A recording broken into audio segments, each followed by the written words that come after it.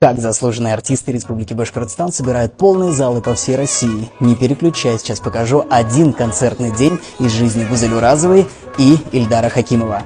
Первыми на площадку за несколько часов приезжает технический персонал. 5-метровые экраны, 12 киловатт звука и света. Вишенка шоу – это живой звук. После подтягивается творческая группа. Это танцоры, музыканты, артисты. Всего в команде порядка 20 человек. Во многих городах одним днем не обходится. Сегодня это уже третий. Выступление музыкальной парочки – это не просто концерт, а целое театральное представление. Один за другим меняются образы, но остается главное – мон, то есть душа. И легкое хулиганство. Зритель то смеется, то плачет.